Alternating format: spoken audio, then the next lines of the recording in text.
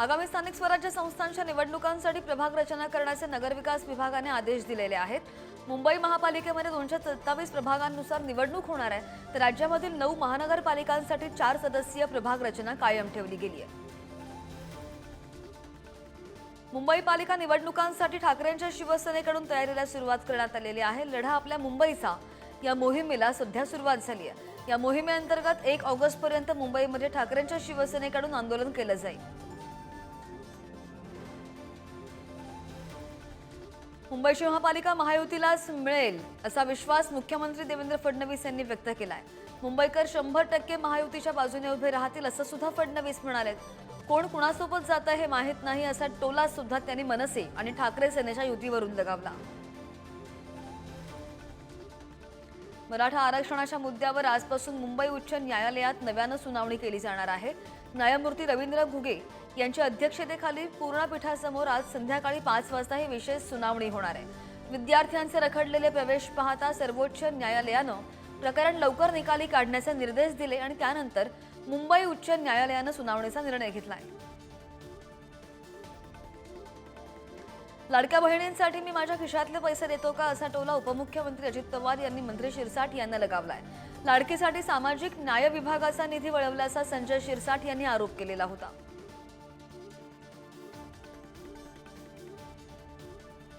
मुंब्रामधील railway दुर्घटनेची गंभीर दखल घेत मुंबईतील सर्व लोकल एसी करण्याचा निर्णय घेण्यात आला। तसंच भाडे वाढ सुद्धा होणार नाही अशी घोषणा केंद्रीय रेल्वे मंत्र्यांसोबतच्या चर्चेनंतर मुख्यमंत्र्यांनी केली आहे। सुप्रीम कोर्टाप्रमाणेच आता मुंबई हायकोर्टामधील सुनावणीचं देखील थेट प्रक्षेपण करण्यात येणार आहे। यूट्यूबवरून लाईव्ह स्ट्रीमिंगचं काम सुरू करण्यात आलेलं आहे आणि आता लोकांना घर बसल्या निकाल पाहता येईल। राष्ट्रवादीच्या प्रदेशाध्यक्षपदावरून मुक्त होण्याची इच्छा जयंत पाटील यांनी काल व्यक्त केली। मला पवार साहेबांनी 7 वर्ष संधी दिली, शेवटी पक्षाने नव्या चेहऱ्यांना संधी दिली पाहिजे। राष्ट्रवादीच्या वर्धापन दिन सोहळ्यामध्ये प्रदेशाध्यक्ष जयंत पाटील यांनी हे विधान केलं। जयंत पाटलांच्या मनात काय आहे मला त्यांच्या मनात शिरून पाहावं लागेल अशी मिश्किल टिप्पणी मुख्यमंत्री देवेंद्र फडणवीस यांनी केली आहे। जयंत पाटील यांनी प्रदेशाध्यक्ष पदाच्या राजीनाम्यासंदर्भात सूचक वक्तव्य केलं आणि त्यानंतर फडणवीसांनी हे विधान केलंय। शरद पवारांच्या राष्ट्रवादीच्या वर्धापन दिनाच्या दिवशी पक्षाकडून मासिक प्रकाशित करण्यात आलेलं आहे आणि या पुस्तकातून ऑपरेशन सिंदूरवर टीका करण्यात आली आहे। भाजपकडून ऑपरेशन सिंदूरचा मार्केटिंगसाठी वापर केला जात असल्याचा आरोप या पुस्तकामध्ये करण्यात आलाय। छगन भुजबळ यांना मंत्रिमंडळामध्ये संधी मिळाली हे चांगलं आहे। व्यवहारांच्या राष्ट्रवादीच्या मासिकेमध्ये जयंत पाटलांनी ही भावना व्यक्त केली आहे। भुजबळ ज्येष्ठ नेते असून त्यांना नाशिकचे पालकमंत्री पद द्यायला हवं अशी इच्छा सुद्धा त्यांनी व्यक्त केली आहे। राज ठाकरे यांचा 14 जूनला वाढदिवस साजरा केला जातो, मात्र यंदा राज ठाकरेंनी मनसैनिकांना शिवतीर्थ निवासस्थानी न येण्याचं आवाहन केलंय। काही कारणास्तव यावर्षी वाढदिवस साजरा न करण्याचा निर्णय राज ठाकरे यांनी घेतलाय। राज्य मंत्रिमंडळाच्या बैठकीमध्ये भारतीय बनावटीच्या विदेशी दारूवर 1.5% शुल्क वाढ करण्याचा निर्णय घेण्यात आलाय। राज्याच्या महसुलात वाढ करण्यासाठी राज्य उत्पादन शुल्क विभागानं हा निर्णय घेतलाय।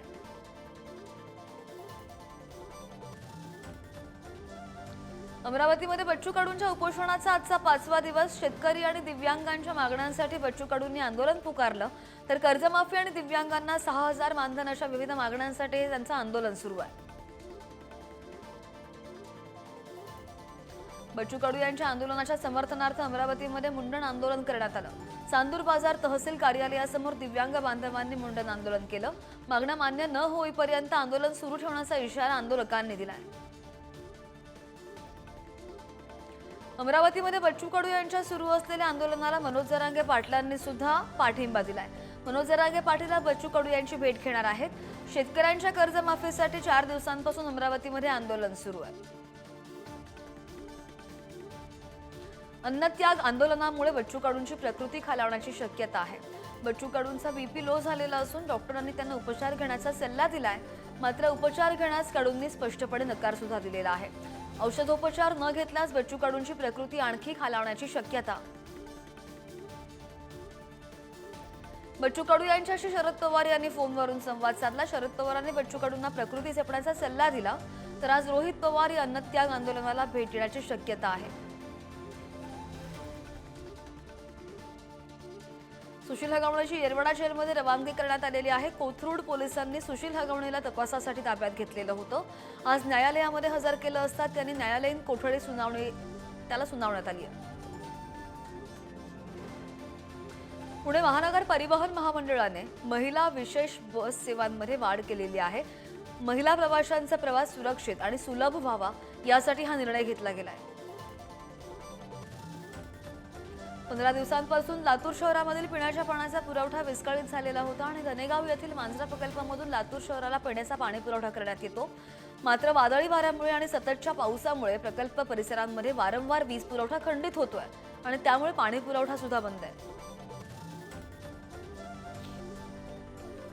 राज्यामध्ये पुढील 3 ते 4 दिवसांमध्ये मान्सून पुन्हा सक्रिय होण्याची शक्यता.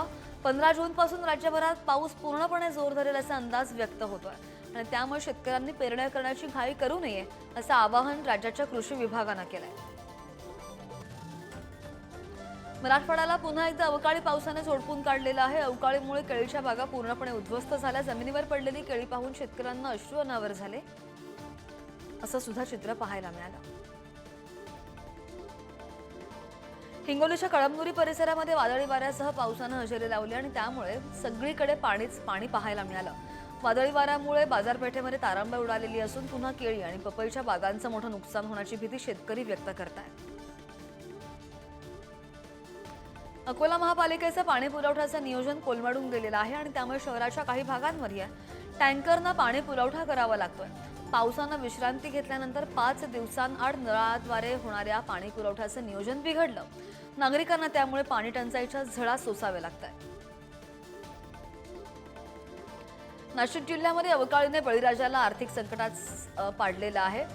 धरणांमधील जलसाठा गत आठवड्यापासून स्थिर आहे आणि जिल्ह्यामधील धरणांमध्ये 24% जलसाठा आहे.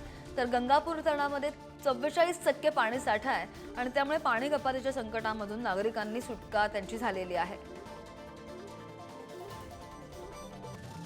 मोठ्या विश्रांतीनंतर वाढत्या उकाड्यानं नागरिक हैराण झालेले आहेत. मात्र मुंबईमध्ये सध्या तापमान 30च्या खाली गेलेलं आहे. सांताक्रूज वेधशाळेमध्ये मंगळवारी किमान 26 आणि कमाल 32 अंश सेल्सिअस इतकं तापमान नोंदवलं गेलं. सांगलीमधील जत तालुक्यामधील मल्लाळ इथं शेततळ्यामध्ये बुडून 8 वर्षांच्या मुलीचा दुर्दैवी मृत्यू झाला. श्रावणी माने असं या मुलीचं नाव आहे. श्रावणी आणि तिचा भाऊ असे दोघे संध्याकाळी घरासमोर असणाऱ्या शेततळ्याजवळ खेळत होते आणि त्यावेळी दोघांचा पाय घसरून दोघेही शेततळ्यात पडले. ही बाब गावकऱ्यांच्या लक्षात येताच त्यांनी दोघांना बाहेर काढलं, पण रुग्णालयामध्ये उपचारासाठी दाखल करेपर्यंत श्रावणी तिचा मृत्यू झाल्याचं समजलं. सगळीकडे हळहळ व्यक्त होते. कोरेगावच्या आझादपूर इथं 22 वर्षीय ठेकेदार युवक पाय घसरून विहिरीमध्ये पडला. विलास चव्हाण असं उडालेल्या ठेकेदाराचं नाव आहे. त्याला वाचवण्यासाठी त्याच्या सहकार्यासोबतच विहीर मालकाने पाण्यामध्ये उडी घेतली. मात्र तोपर्यंत विहिरीच्या तळापर्यंत तो खाली गेलेला होता. त्याचा बुडून मृत्यू झाला. बेळगावच्या अथणी तालुक्यामध्ये चिकूड या गावामध्ये 5 वर्षीय मनोज वडर या बालकाचा शेततळ्यामध्ये पडून मृत्यू झाला. या घटनेमुळे कुटुंबासह गावावर शोककळा पसरलेली आहे. मागील 2 वर्षांपासून या शेततळ्यांमध्ये पडून शेकडो बालकांचा मृत्यू झालाय आणि त्यामुळे ही शेततळी शेतकऱ्यांना वरदान की शाप अशी चर्चा सुरू आहे. शेतामध्ये मल्चिंग पन्नी अंथरताना विद्युत शॉक लागून वडील आणि 2 मुलांचा मृत्यू झाला. जालना तालुक्यामधील नाभा वरुड इथे ही घटना घडलेली आहे. विनोद तुकाराम म्हस्के, श्रद्धा विनोद म्हस्के आणि समर्थ विनोद म्हस्के अशी मृतांची नावं आहेत. या दुर्दैवी घटनेमुळे परिसरामध्ये हळहळ व्यक्त होते. चामोर्शी तालुक्यामधील माल्लेर मालवरून गडचिरोली मार्गे जाणाऱ्या एसटी बसचा अपघात झाला. दुचाकीने धडक दिल्यामुळे दुचाकीस्वार गंभीर जखमी झालेला आहे. जनार्दन नागोबा सोनुले वय वर्ष 50 असं जखमी व्यक्तीचं नाव आहे. पुण्याकडून अहिल्यानगरकडे जाणाऱ्या रस्त्यावरची कारचं टायर फुटून अपघात झाला आणि टायर फुटल्यामुळे गाडी रस्ता ओलांडून दुसऱ्या कारवर जाऊन आदळली. त्यामुळे 2 युवक जखमी झालेत. हे युवक सणसवाडी येथील असल्याची प्राथमिक माहिती आहे. सुदैवानं कोणतीही जीवितहानी नाही. बीडच्या केश शहराजवळ कळमकडे जाणाऱ्या रोडवर एका बसनं अचानक पेट घेतला आणि त्यानंतर अग्निशमन दलानं ती आग आटोक्यात आणल्यानंतर सुद्धा ती बस तिथेच उभी होती. रात्रीच्या अंधारात बसचा अंदाज न आल्यामुळे एका भरधाव दुचाकीने बसला धडक दिली. यामध्ये एकाचा मृत्यू झाला असून एक जण गंभीर जखमी आहे. मुंबईसह राज्यामध्ये जानेवारी 2025 पासून कोरोनाने पुन्हा एकदा डोकं वर काढलेलं आहे आणि त्यामुळे कोरोना बाधित रुग्णांमध्ये वाढ होतीये. मंगळवारी मुंबई शहरामध्ये 32 रुग्ण होते तर 615 सक्रिय रुग्णांची नोंद सुद्धा झाली आहे. बॉलिवूड अभिनेत्री कतरिना कैफला मालदीवची ग्लोबल टुरिझम ब्रँड अँबॅसेडर बनवण्यात आलेला आहे. भारत आणि मालदीवमधील संबंध तणावाचे असताना कतरिना कैफला ब्रँड अँबॅसेडर म्हणून नेमण्यात आल्यामुळे दोन्ही देशांमधील संबंध सुधारण्याची शक्यता आहे. भारतीय हवाई दलाच्या ताफ्यात 3 अत्याधुनिक स्टार आय विमानं दाखल होणार आहेत आणि त्यामुळे अमेरिका, ब्रिटन आणि इस्रायल सारख्या देशांच्या यादीमध्ये भारताचा समावेश होणार आहे. या विमानांच्या खरेदीसाठी संरक्षण मंत्रालय उच्चस्तरीय बैठकीमध्ये मंजुरीसाठी प्रस्ताव ठेवेल. जूनच्या 4थ्या आठवड्यामध्ये ही बैठक सुद्धा पार पडणार आहे. पश्चिम बंगाल विधानसभेत सशस्त्र दलांचं कौतुक करणारा प्रस्ताव मांडण्यात आला आणि यावेळी मुख्यमंत्री ममता यांनी केंद्र सरकारवर निशाणा साधला. ममता म्हणाल्या, पहलगाम दहशतवादी हल्ला हा केंद्राच्या निष्काळजीपणाचा परिणाम होता, तर दहशतवादी हल्ल्याच्या ठिकाणी सुरक्षा कर्मचारी का नव्हते असा प्रश्न सुद्धा त्यांनी उपस्थित केला.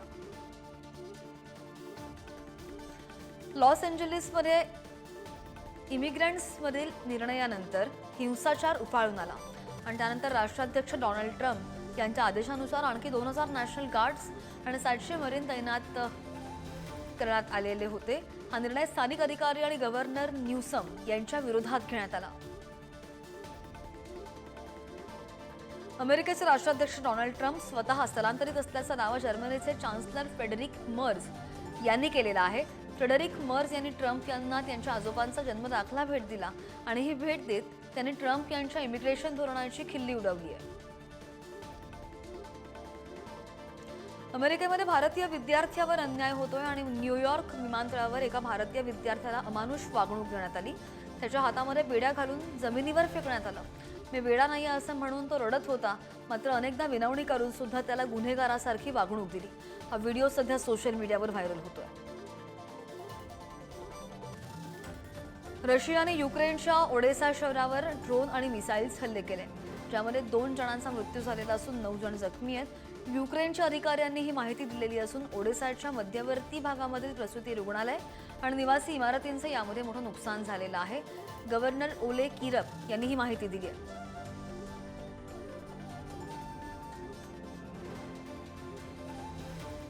पाकिस्ताननं पुन्हा एकदा संरक्षण बजेट वाढवलेलं आहे. देश आर्थिक अडचणीत असताना सुद्धा त्यांनी 2025-26 साठी लष्करी खर्चामध्ये तब्बल 18% वाढ केली आहे आणि त्यामुळे आता हा खर्च सुमारे $14 अब्ज पर्यंत जाणार आहे. भारताशी असलेल्या तणावाचं कारण देत ही वाढ करण्यात आल्याची माहिती. पहलगाममधील दहशतवादी हल्ल्यानंतर भारताने पाकिस्तानवर थेट कारवाई केली. अशामध्ये आता भारताचे परराष्ट्र मंत्री एस जयशंकर यांनी पाकिस्तानला आणखी एक इशारा दिलाय. जर पुन्हा हल्ला झाला तर पाकिस्तानमध्ये घुसून कारवाई करू. अतिरेकी कुठे आहेत याची आम्हाला पर्वा नाही असं सुद्धा जयशंकर यांनी ठणकावलं. भारताविरोधात तुर्कीने पुरवलेल्या ड्रोन्सचा वापर पाकिस्ताननं केला आणि त्याविरोधात देशभरात संतापाची लाट उसळली आहे. अनेक पर्यटकांनी तुर्कीवर बहिष्कार टाकला आणि त्याच पाठोपाठ सफरचंदांसह इतर मालाची सुद्धा आयात थांबवण्याची मागणी होती. भारताची तुर्कीसोबत आयातीच्या तुलनेमध्ये निर्यात अधिक आहे. पाकिस्तानचे माजी पंतप्रधान इम्रान खान जेलमधून सुटण्याची शक्यता आहे. इम्रान खान यांच्या विरुद्ध अनेक फौजदारी खटले सुरू आहेत आणि त्यामुळे ते ऑगस्ट 2023 पासून आदियाला तुरुंगामध्ये आहेत. अल-कादीर ट्रस्ट प्रकरणामध्ये इम्रान खान आणि त्यांची पत्नी बुशरा बीबी यांच्यावर भ्रष्टाचाराचे गंभीर आरोप सुद्धा आहेत. अमेरिका आणि चीन यांच्यामधील संबंध पुन्हा एकदा ताणले गेलेले आहेत आणि या आठवड्यामध्ये लंडनमध्ये होणाऱ्या उच्चस्तरीय चर्चेवर अनेक नव्या वादांचं संकट आलंय. या वादांमुळे दोन्ही देशांमधील शुल्क युद्धाला मिळालेली तात्पुरती स्थगिती धोक्यात होण्याची शक्यता निर्माण झाली आहे. चीनने मे महिन्यामध्ये अमेरिकेला $28.8 अब्ज निर्यात केली आणि त्यानंतर अमेरिकेचे अध्यक्ष डोनाल्ड ट्रम्प यांनी पुकारलेल्या व्यापार युद्धामुळे चीनची अमेरिकेला होणारी निर्यात मे महिन्यामध्ये 35% घटली आहे. गेल्या वर्षी याच कालावधीमध्ये $44 अब्ज निर्यात झालेली होती. स्वीडनची पर्यावरणवादी कार्यकर्ता ग्रेटा थनबर्ग हिला इस्रायलनं परत पाठवलंय. ग्रेटा थनबर्ग गाझामधील लोकांसाठी मदतीसह बोटीमधून जात असताना इस्रायली नौदलानं तिला आणि तिच्या 11 साथीदारांना अडवलं. बोट ताब्यात घेतली पण त्यांना इस्रायलमधील अशदोद बंदरामध्ये नेण्यात आलं. नंतर परत पाठवलं. शो संपला असं यानंतर इस्रायलनं म्हटलंय. माजी भारतीय कर्णधार महेंद्रसिंग धोनीला आयसीसी हॉल ऑफ फेममध्ये समाविष्ट करण्यात आलेला आहे आणि हा त्याच्या आंतरराष्ट्रीय क्रिकेट कारकिर्दीमधील एक मोठा सन्मान आहे.